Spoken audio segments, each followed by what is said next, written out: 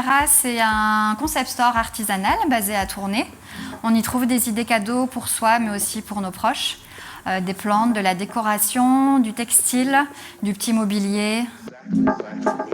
Avec Grintera, on a été mis en relation via un programme qui s'appelle Design In. Le programme vise à faire des échanges entre designers français et boutiques belges et inversement. Je connais quelques designers ici de la région de Tournai, mais c'est vrai qu'eux avaient une approche quand même qui était encore tout autre et qui nous plaisait. C'est ce vers quoi on voulait aller pour agrandir le magasin. Aeco, c'est une agence de création qui travaille sur des projets d'aménagement, aménagement de boutiques, scénographie pour des expositions par exemple.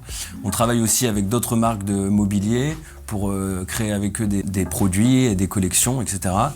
Donc nous, on voulait agrandir la boutique avec une pièce qui était assez petite. Donc il y avait le défi de pouvoir aménager un lieu de petite taille. Il y avait un certain défi parce qu'elle expose à la fois des vêtements, des objets de décoration, c'est très fourni et dans un petit espace. Et tout de suite, on a trouvé que leur approche est très différente de ce qu'on pouvait trouver habituellement. Ils travaillent beaucoup avec les matériaux bruts. Elle s'est dit que le design pouvait justement lui permettre de créer une nouvelle ambiance et de faire quelque chose qui est vraiment attirant pour le client. On est arrivé ici finalement, on s'est rendu compte que la pièce était brute, basse de plafond, et donc on a commencé à rechercher dans cette idée de travailler sur une petite pièce. Et on voulait de l'originalité, ça c'était vraiment notre critère premier. On voulait être surpris, et c'est vrai qu'on a eu tout ça en même temps.